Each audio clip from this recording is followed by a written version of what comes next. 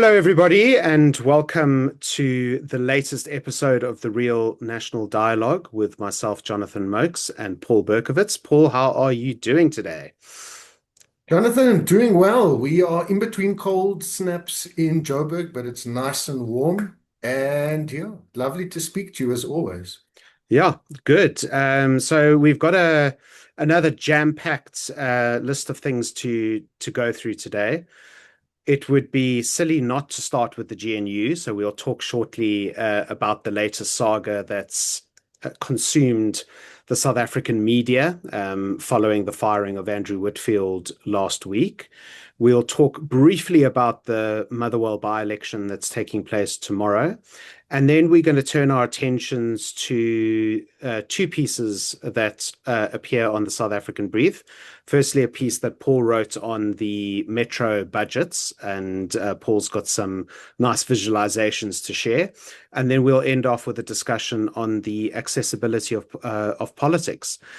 Before we begin, though, thank you everybody that listens thus far. Please feel free to share far and wide. The more subscribers, the better.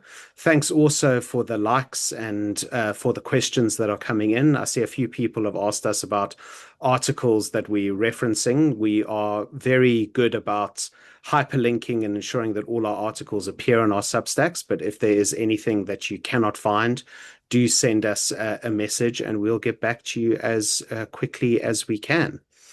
But with that being said, let's dive into the content that is the focus of many in the parliamentary and political bubble, and that's what's going on in the GNU. So just a quick recap for anyone that's been under a rock over the past week. So when Paul and I were last recording on Thursday, there was breaking news that Cyril Ramaphosa fired the then DA Deputy Trade Industry and Competition Minister, Andrew Whitfield from his post, and that was for going on an unauthorized trip to the US back in February and March. In Parliament that afternoon, the summary firing was then greeted with mass outrage by DA leader John Steenhuisen, who used this opportunity in, I think it was the debate on the second reading of the Division of Revenue Bill, to issue an ultimatum to Cyril Ramaphosa saying that Ramaphosa had to fire ministers sort of implicated in corruption and bad deeds. So ministers Nobuhle Nkobane, Higher Education Minister Tembi Simelane, and then I think also Deputy Minister David Mahlobo. He wanted them gone within 48 hours or else there would be consequences. Predictably, the 48 hours came, Ramaphosa did nothing. What did the DA do? It decided it wasn't going to attend the national dialogue, which I don't think anyone really in South Africa knows is happening anyway. And then it said that it would oppose the budget votes of Simelane and Nkobane in Parliament. And then it was also sort of disclosed that during the federal executive conversation that took place within the Democratic Alliance, that they had mooted a motion of no confidence against Cyril Ramaphosa. But again, and then there's been a lot of back and forth, as we know, Paul. We've seen the ANC saying, well, Steenhuisen could be sanctioned for not appearing at the Interministerial Committee on the National Dialogue. The ANC may not vote for the budget votes that the DA ministers, or for the departments that the DA ministers head up. So there's been a lot of performative stuff, but I think the end all story is that despite all the performative politics and the shock and the outrage, the GNU remains intact. People are still bickering.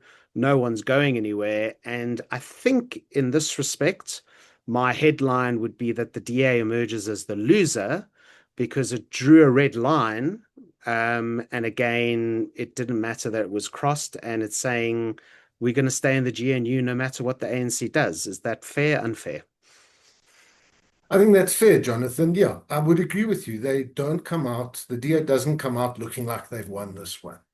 Yeah, it's fine. I think we can all say, yes, Simelane should be fired, Mahlobo should be fired.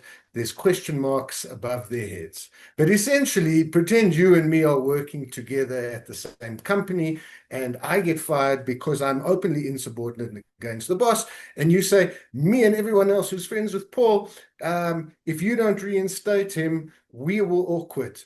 And after that deadline passes, you say, well, we're not going to quit, but we won't come to the company braai. We're leaving the company WhatsApp group and all of these other things. Firstly, it's a show of weakness. As you said, how many times can you cry wolf before people say, well, this means nothing? Interestingly, in the same Sunday papers that you're quoting from, Jonathan, within the DA FedEx, there's a division over Mm, this issue. Some people saying we shouldn't leave, we shouldn't issue a motion of no confidence, we shouldn't actually escalate. And that camp, the Steenhuisen camp, is obviously the bigger camp. So that sounds good, that um, the temperatures weren't raised any further. But yeah, it doesn't look good. And I don't like this idea, and I don't think it's a good idea to say, well, we are not going to vote for this budget vote because of this minister. That for me is as bad as saying we are going to vote for this budget vote because we're in this party or coalition. It's lazy either way. You do the work and you agree to support the budget based on the numbers that you as an MP are paid to research and to decide in a committee meeting whether they make sense or not. And that's what you vote based on. Everything else is political games, and it is, again, a case of two big elephants fighting and the rest of us being the grass getting trampled because the fight is not about us. It's not about clean government. It's not about passing a proper budget. It is about, I don't know, asserting authority or dominance or making a point, possibly appealing to a core base of voters while turning off the rest of us. mm. Yeah, I think what what is key, and we've said this repeatedly, and I'm sure people that do read our posts and listen to us probably a bit bored of us, but ultimately the GNU is going to get judged on whether it delivers for the South African people on the key issues affecting the South African people, and that is the economy, cost of living, jobs. Are we safe? Is corruption being dealt with? The list goes on, access to water, and then obviously that feeds into the local government elections. Fighting about, I'm going to support or oppose this particular budget vote, or this person, was insubordinate or not. Most South Africans are going to look at that and go, well, this is just people bickering in parliament, and ultimately it's just going to turn off people from politics and make people even more apathetic. I saw that the DA pulled another stunt today. It's something that the DA often does, which is it went and laid charges at the Cape Town Central Police Station against Nkabani, I think, for lying to Yeah. Parliament. Yes. Again, why didn't they do that closer to the time? Again, it's about trying, they're trying to show something that they've actually done relatively successfully up until this point, that was we kind of in the opposition but still but part of government. I think that's now starting to wear thin, so it's going to be very, very interesting to see how voters respond to it. And I kind of detect for the first time ever in a lot of these sort of standoffish games where the DA has been playing it relatively well, that they kind of might have now overplayed their hand with this latest red line, and that people's patience with them is simply wearing thin. So I don't think they've got much room to cry wolf. And as you say, Paul, there's people within the DA who go, well, why don't we leave? It was interesting to see the former DA strategist Ryan Coetzee pretty much say, well, this should be a red line. This should mean that the DA should leave. But if you give press conferences where you say you're always going to stay, the ANC is pretty much, open and good to do whatever it wants. Yeah. Yeah. Why don't they break up already? That's the rest of Yeah, the country. yeah. Everyone, all the friends and enemies and hangers on. They obviously, this relationship is not a healthy one. But as you said before, Jonathan, it is convenient enough for both parties and they need each other. They enjoy the perks, they enjoy the power, and it's substantial power to be able to pass the legislation. But I just want to pick up on that point. I'm glad you brought up the criminal charge that the DA laid against Nkabane, because I could support that more than the stunts we talked about with the press conferences. Mm. There's a case to be made. And ANC MPs themselves have said that we spoke about that, I think, last week or the Yes, week yes, before, that yes. Nkabane has lied, that she's contravened certain rules of parliament. There's a case to answer. The DA, I think, also alerted um, Parliament's legal team, who should get involved Mm. because it's basically happening in their house. Yeah. And something should be done there. And I think it is unfortunate. Often laying a charge, like you said, is it a stunt? What happens when you can't push a president or a cabinet that doesn't want to do what we would say is the right thing, get rid of someone who's so blatantly done so many bad things and lied to Parliament, broken the rules, sat on reports of corruption? We've spoken about this particular department and Kabane. So yeah, I have a little bit more sympathy for the laying of the charge, actually. Okay, that's fair. I think just two final points on this before we move on. I mean, similarly to the pressure in the DA, Ramaphosa faces immense pressure within the ANC about the DA's continued involvement in the GNU. I wonder whether this move, which was a fairly sort of out of nowhere move, was maybe a sort of sop to those in the ANC that sort of want the DA to be punished, and maybe he sort of was doing this to show that he is still the boss and can still be in charge. Um, there's many in the ANC, obviously, famously the SACP, Kasatu, thinking about contesting next year on their own, want the DA gone. Ramaphosa is obviously not does not want to be in a position where he forces the DA out, but he may get to a position where he makes it almost impossible for the DA to continue. But I mean, it's an interesting thing that we've got to continue to watch. But I think, you know, you've made it very clear with your visualizations before. A GNU that does not involve the DA for Cyril Ramaphosa in any other kind of way is a narrow majority. He's not going to countenance working with the EFF, so he probably wants the DA in, but he's got to show that he's the decisive leader. The final point that want to make is that I think again all of this just shows how messy the actual GNU setup really is. I think we tend to forget that this is not a coalition agreement between 10 parties. This is, in effect, nine different agreements. The ANC has an agreement with the DA, it has an agreement with the IFP, with the Freedom Front, with the PA, and with all other parties. There needs to actually be an agreement for all 10 parties with certain provisions that rule how they handle these kinds of disputes. They've spoken about this before. They've said that they're going to deal with it. They don't have effective dispute mechanisms. They better actually deal with it very, very quickly. Otherwise, it's just going to look even more and more like a circus as we move to the local government elections and probably beyond. Final thoughts on this, Paul? Agree with you 100%, Jonathan. Draw up a common coalition agreement, make it public. Yeah, Make it public like a party manifesto is made public so that everyone in South Africa knows what happens if this happens. And if a DA minister or an ANC minister decides to go rogue or from another party within the GNU and do their own thing, a coalition should be about strengthening accountability. It shouldn't be about accountability slipping through the cracks because there is, in effect, I want to say, quote unquote, gentleman's agreement.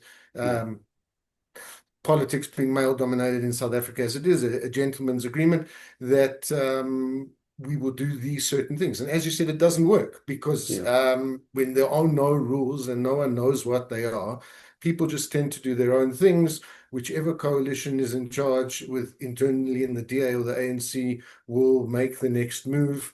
it doesn't add to stability. Yeah, it doesn't indeed. So today we is Tuesday when we're recording. Hopefully we'll get this out tomorrow, which is Wednesday. And it wouldn't be Wednesday in South Africa if there wasn't a by-election happening.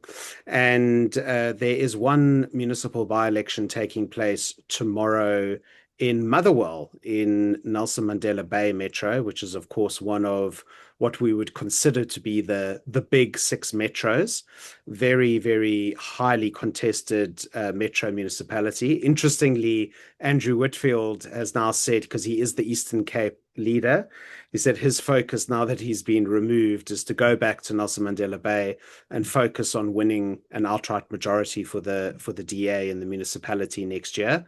But we have a Just to by-election tomorrow. recap, Yeah, go just for to it. recap on that, Jonathan, 2021 results, as you know, both the ANC and the DA got pretty much 40%. Yeah, I think if memory serves, 48 seats a piece of the 120 seats. So yeah.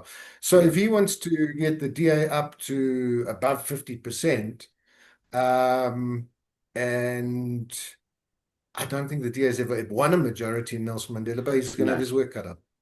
It's certainly going to have his work cut out, and that actually brings me to the ward that's being contested. So the DA is not contesting it. It's in Motherwell. It's an ANC ward. The ANC, I think, in the last municipal election, got around 58, 59% in the ward votes, but in the mid 70s in the on the PR votes. I think, as you pointed out, in the provincial election vote last year, did very, very well.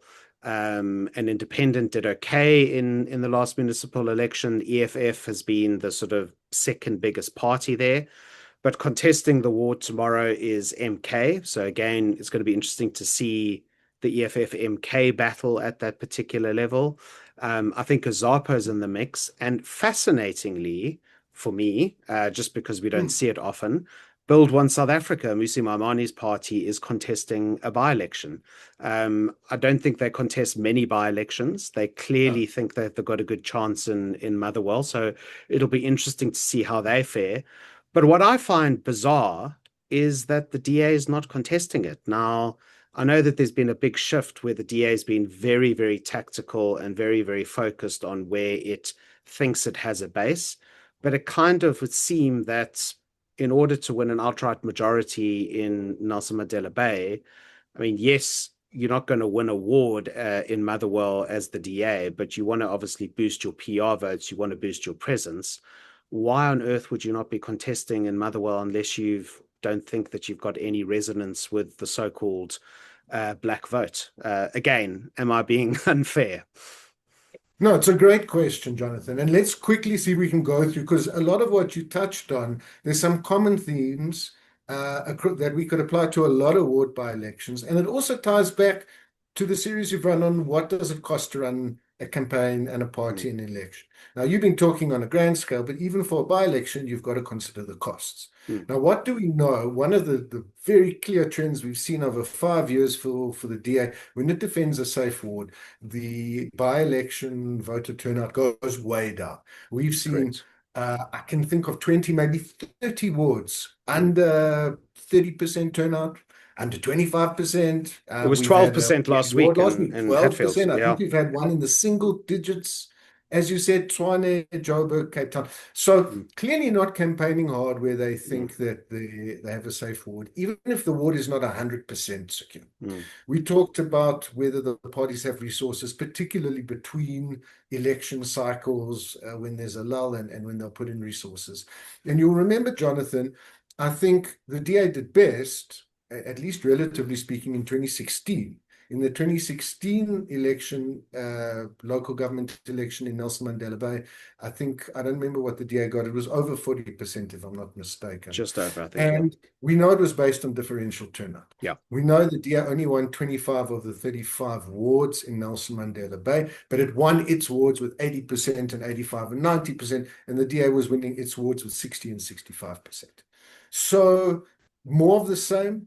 Is this just how we allocate resources because we have a lot more wards as a big party to contest and defend in the weeks to come? Mm, I don't. I think those are probably what goes into the cost equation for the DA. Also interesting for me that you pointed out Build One SA. Maybe they're building a base, and this is something they want to do ahead of next year's general election. We should look out there. And again, as you said, Jonathan, we haven't had MK contesting a lot of Eastern Cape wards, so we'll see what happens tomorrow. Yeah, going to be fascinating as ever. And yeah, maybe you are sort of pointing out a fair point about resources. I just think that when you trying to win an outright majority, you want to try and build up as much momentum as you can. And if you're proud of your record in the GNU, you want to put it out there. But let's see what the reasoning is and what the strategy is, as you say, with other by-elections. And as ever, we'll be sure to report on the results. Now, Yeah. Nelson Mandela Bay Metro is one of the metros that you looked at as part of your sort of review of the metro budgets that are, I think, coming up ahead of the new financial year, if I'm not mistaken, Paul. But yeah, I mean, you found some scary things in starting to look at the budgets. Tell us a little bit about what you found. Thanks, Jonathan. Yes, Nelson Mandela Bay is the littlest of the big six.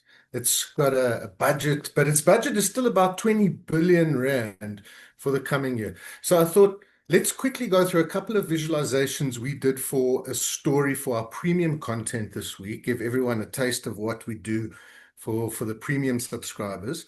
And yeah, let me just show you some pictures. Firstly, how big are metro budgets? So what you'll see here, the red lines are the five biggest metros. We did say Nelson Mandela Bay is at about 20 billion, maybe 19 billion, but Johannesburg, operating and capital budget combined over here is about 93.5 billion rand.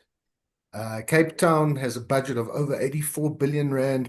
Ekurhuleni and eThekwini about 71 and 70 billion. And Tshwane, interestingly, a bit smaller than those four at about just under 56 billion rand. Interesting. Now, I've compared it. I've looked at the 25-26 national budget and looked at the line items and I said, what are the biggest items? What are the biggest national department budgets?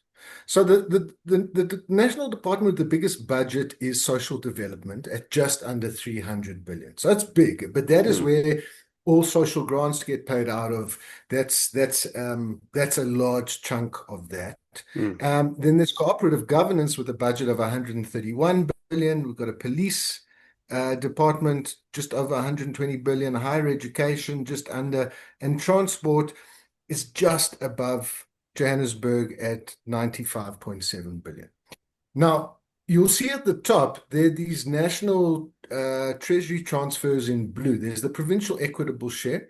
Most of that is transfers for provincial education and health. Yeah. So if you add those back to specifically basic education. So if you add Mm, those back to basic education here at the bottom and health in 12th and 15th place, it would move them up. But Joburg, Cape Town, still in the top 10 if they were considered national departments by themselves. mm. Tens of billions of rands, Jonathan. We've reported on where some of that money's gone missing or where some of that money has had to be returned to Treasury. That's often in the hundreds of millions. So we're talking a lot. I'll quickly do a breakdown of our top six in terms of the operating expenditure and the operating revenue.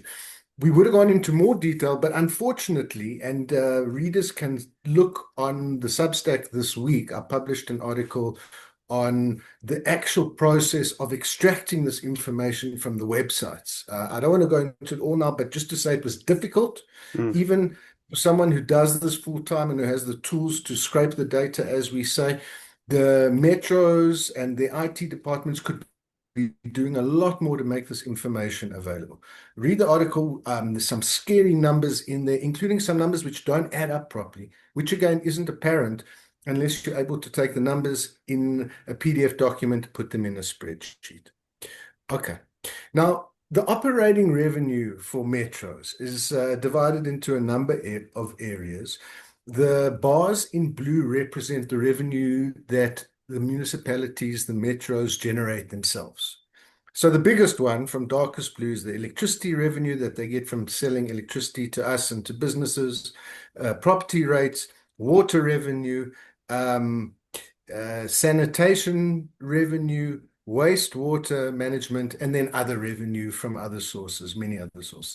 And then in blue, the green bars represent the money that's transferred to metros from national government. So transfers and subsidies. The biggest one is the equitable share. That's the money that is directly, you mentioned the division of revenue bill, Jonathan. Mm, That money is directly sliced off by Treasury and says this is for providing free basic services to poorer households.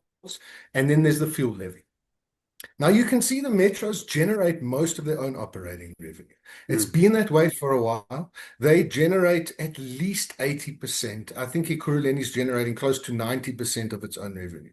That's on paper. That's a good thing if it's happening. That's a mm, good thing if all the revenue the metros are billing is actually being collected. That's a good thing if all of the projections that they have for how much money they are going to make from basic service charges and property rates actually happens. Most of them, Jonathan, billing services are in a mess. yeah, Not all consumers are paying. The debt impairments are high, and we'll see that in the next slide as well.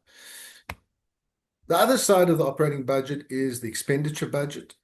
The biggest items, the dark blue, is employee-related costs, and then the bulk purchase of electricity. So, of course, the funding model works like this, Jonathan. A municipality buys bulk electricity, they buy bulk water. They then sell it on. The money they get from that, from those sales and the property rates, generates most of their revenue. Smaller municipalities are a lot more reliant on national treasury. mm, Metros, it's vital that they get all aspects right. They get the billing right, that the infrastructure is taken care of, that credit and debt control is properly managed, that their policies and their bylaws are properly enforced. But we know that many of those things aren't happening. A absolutely. couple of things I'll just point out and quickly, Jonathan. Ekurhuleni spends 20% of the operating revenue on salaries. Cape Town and Nelson Mandela Bay are spending almost 30%. Is that too high? We know that share has gone up over the medium term. We know that because of wage agreements and bargaining that happens with public sector unions, that these costs have risen more than inflation over quite a few of the years in the last 15 years, and that share is growing. Um, Nelson Mandela Bay paying almost 44% of its operating budget to electricity sounds way too high. Mm, The other metros are spending between 20 and 33%, which again is high.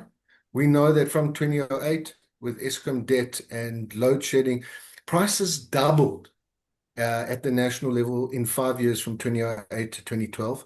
But this figure here, we're going to investigate more. Interestingly, there's no orange bar for Nelson Mandela Bay, Jonathan. Orange represents inventory it's consumed. consumed. That also contains bulk water purchases. So Mm, something's going on with the numbers in Nelson Mandela Bay. A lot of money for electricity in bulk, no money for bulk water. Almost, you can't see the orange bar. It's so small. Some very interesting things that we'll need to tease out. great. Fantastic, Paul. Well, it's it actually beggars belief that not more attention is actually paid to this kind of thing. I mean, the Nelson Mandela Bay figure itself, something's clearly I don't want to say wrong, but something needs to be explained. And I think when you look at something like that, it's good to have that information for the six metros, but I worry about all the other municipalities. And as you say, they are far more reliant on government subsidies than they are national revenue collection. And to what extent is there sufficient scrutiny of their budgets, how they prepare, how they, I mean, if the metros some of the metros aren't adding up? What are some of the sort of smaller rural municipalities, some of which should be in administration? How are they performing? Again, I think it speaks to the overall need to completely review and reset the sort of local government system. But it's a massive worry because that's ultimately where delivery is. It is. And for those readers who are interested, I would say please read the article. This Yeah, is now our third audit of Metro websites. The audit is tied to specific sections in the Municipal Systems Act and Municipal Finance Management Act. And what we found, and we know why, Jonathan, that every metro, every municipality has a different website, and you have to search all over for the information. yeah, And that's fine. There are reasons why the tender or the designer websites wasn't centralized. There are good reasons in terms of tender transparency and keeping the price down. But presenting the information, I do believe that should be standardized. I think yeah, it should be done in a way that is easy for people to read.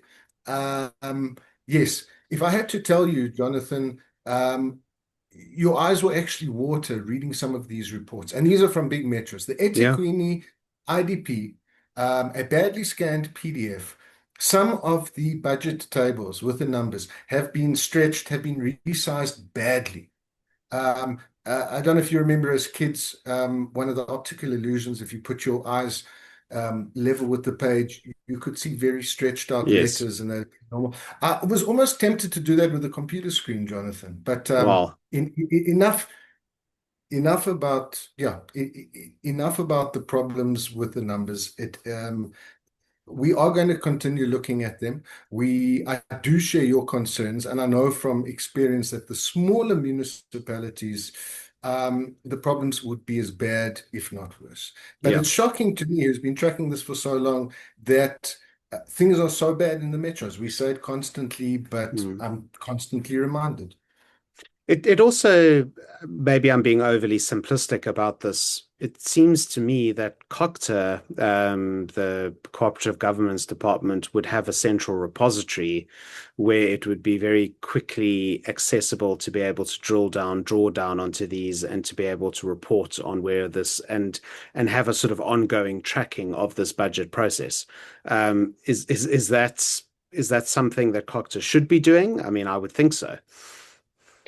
It's interesting, Jonathan. I was helped a lot. If you don't want to do the search from first principles, and it's Yeah. not fun, I don't wish it on anybody. Um, we've spoken before. The People's Assembly, the Yes. sister website of the Parliamentary Monitoring Group, Yes. has done a very good piece on their blog where they've actually summarized the links just as we have in our article this week. Fantastic. And it would certainly help.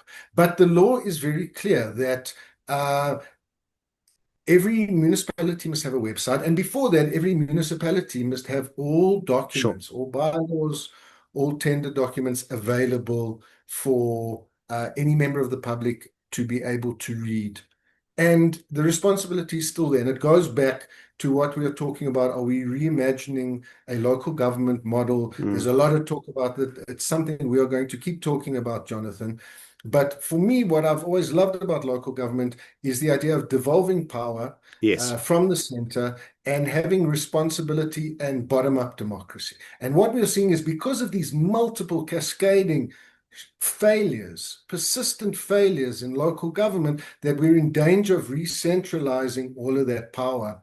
And I just think it's a shame that we are saying, well, can we have nice things or can we have decentralized government? Because it sounds like we can't have both. Yeah. Yeah. Well, we certainly can have both, but I think the answer, and this is a neat segue to being able to have both, is changing the caliber and the nature of person that one gets elected to serve in these local governments, but also national government, and to actually drive a lot of the rather, I mean, difficult, but simple, it's not rocket science innovations that need to happen to just get government working, because it's about just getting government working to get some of these basics done so that we can actually just, in order, give you that devolved government that the Constitution depends on. And so to that note, I wrote a piece last week, Paul, about which is on the South Africa brief, about the accessibility or inaccessibility of politics, and I just wanted to talk a little bit about that, and also sort of get your thoughts, but again invite the thoughts of the listeners. So I've done a series of posts on, you referred to it earlier, on what it takes to contest an election nationally, or what it takes to actually register a political party. What are the various things that you need to get in place? The fact that if you want to just establish a basic national presence across all 9 provinces in a national election, whether that be a general election or a local election, it's going to probably cost the minimum of 50 million rand. It's very difficult to try and raise that money, because fundamentally either you've got to have that kind of wealth, and there's very few Patrice Motsepis of the world sort of available to do that, or you're going to have to be someone who has connections to be able to raise that wealth. And let's be honest, very few of us have the connections to go and say to someone, well, hey, I'm thinking about running a political party. Can I have a couple of million? People just simply don't do that, and don't have that. So to be able to get going and start a political party is incredibly difficult. And there's some very good, noble, competent people, and we particularly see this at local governments, where sort of local government associations or independents want to stand because they care about saving or protecting or improving their particular towns, but it's then very, very difficult to compete with the incumbents. So, what are the ways that one can actually break down the barriers to politics? Now, we don't have the time to go into a massive sort of deep dive into this, and my article focused really on cost. There's lots of structural barriers which relate to gender issues, to youth issues, sometimes accessibility issues. But I think one of the fundamental things is indeed cost, is the amount of money that you need to be able to compete. So on that note, it was quite interesting that the IEC, Independent Electoral Commission, had a symposium a couple of weeks ago, just sort of reviewing where party funding had got to since it had been passed in 2018. And there were lots of ideas thrown around. So one of the ideas that actually came from, I think it was the finance minister himself, was that is a way to prevent the proliferation of private funding and make politics a bit more equitable, ensure that more state funding can come in, and is it possible for the state to fund everything political parties do? Now, my issue from an accessibility argument is that that probably speaks to funding existing political parties that are represented in parliament. The state is going to find it very, very difficult to fund everybody, nor should it fund everybody that wants to think about doing a political party. And then if you want to become eligible for state funding, you would probably have to pass certain things such as name recognition and whatnot, which would still require you to have some private funding to build momentum. It's a difficult thing. It's a difficult thing to worry about. So some of the ideas that I posited to start the discussion was, I think when we look at political party funding, we're probably looking at the wrong thing. We shouldn't necessarily be looking at party funding or party sources of income coming in. We should probably be looking at expenditure. Because in a situation where you can spend whatever you want on an election, it'll generally favor a very, very niche amount of people or parties that can get that money. If you can take some lessons from many other democracies and actually cap expenditure in an election, maybe you are equalizing and making competition a bit fairer. So saying having a cap of no one can spend more than 10 million rand in a particular election season. That is still a gobsmackingly large amount of money for most South Africans, but it takes it down from 500 million to 10 million and makes it more achievable for people to compete, and then gives everybody a chance for an equal slice. Some other options could potentially be, if you look at the public broadcaster, the way that the public broadcaster, the SABC, and certain other media organizations operate, is they will generally accrue coverage to political parties based on their existing representation. So the ANC in elections past would get the lion's share of coverage, the DA would get the next slice, the EFF, and so forth. Maybe one idea is to say, okay, when an election campaign starts and X amount of parties have registered to compete, the playing field is level. Everybody that's on the ballot paper gets an equal slice of the media coverage that is available, so that everybody actually has to compete on the basis of ideas. Similarly, and this is probably highly unlikely because we know they're obviously driven by profit, but could social media companies, because increasingly Facebook advertising, Instagram advertising, or Meta advertising, other sort of social media advertising, could social media companies be prevailed upon to sort of allocate a quota system just to enable that fair competition?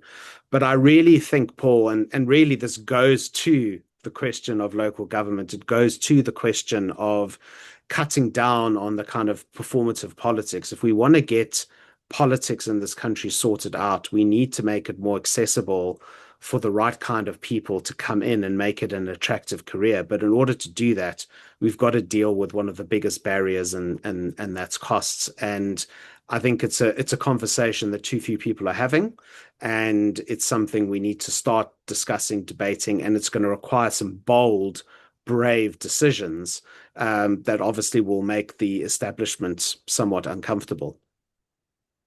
Yes, definitely it would make them uncomfortable, Jonathan. Anything resembling a level playing field.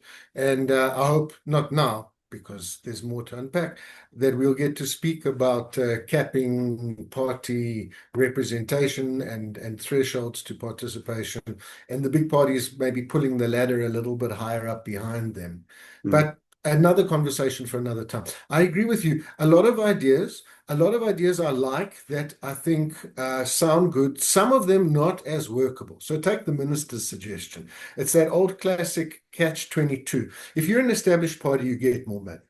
If you're a new party, there should be ways to get you more money. And I think that's fair, or more exposure, or more resources. But it can also create perverse incentives. We already know via the threshold legislation that our system is really favorable, more so than others, to new parties and maybe chances. And if there are more glittering prizes and gifts on offer, maybe that attracts more chances who would want more money. I do like the idea of providing funding or vouchers to other members in the ecosystem. So, for example, if more funding was given to, let's say, public radio, to mm, regional radio stations, to regional newspapers and knock and drops, that would pay for the column inches or the airtime to showcase parties, particularly when we talk local government, regional parties or smaller parties. I think that would be a good idea. And that's a way you could allocate money possibly that is in a more fair way. But I think the discussion, from what you and I have seen, Jonathan, over a couple of election cycles, even maybe working tangentially sometimes with some very promising independent candidates. I know of at least two from 2021 that I thought were excellent and would have done amazing things in their wards. One in Joburg, one in Ekurhuleni, mm. didn't make it. So how do we improve access? So like you said, it's not just money, it's resources. If it's Yeah. airtime that's paid for out of a central fund, that's great. If there's a way, I seriously think it is coordination, particularly if you're talking trying to attract, again, this catch 22. To be an independent ward candidate is one of the hardest jobs in the world. Mm, And to form a party is anathema to a lot of small movements that don't want to be bogged down in a party. But we know that because of our electoral system, you win seats and you win votes with the party. mm, So a way to coordinate donor funding, a way to coordinate, I don't know, maybe there's a way for any anyone who donates money or materials in kind to a candidate can get up to a certain threshold, can get a tax rebate, Mm, because that would definitely incentivize mm, grassroots mm. donors, grassroots candidates. I think we'll need to keep talking to solve this one. No, absolutely. And I think it may be worth getting a few guests Yeah. onto the podcast with a few more ideas and maybe even some people with practical experience of what it's like to sort of contest as a new incomer into politics, just to get a bit of a flavor of this. Apologies all for my long monologue there, but as you can see, it is something I'm passionate about, and I know we'll chat more about this going forward. So, And Paul, go thank you. read Jonathan's articles if you haven't Yeah, already. And they're excellent. And the last one is an inspiring call to arms. Go read them now after you listen to the podcast. brilliant. Thank you, Paul. So, on that note, Paul, thank you again for another excellent conversation. These conversations seem to just fly by with so much to say. Yeah. Thank you again to those who listen. Please send this far and wide. We're really keen to build up the number of subscribers that we have, both for the Substack itself and for the podcast. But we're also keen to get as many questions as you may have. If there are any topics or subjects that you'd like us to explore a bit more further, do let us know. But until next time, thank you again for tuning in, and we will be back soon.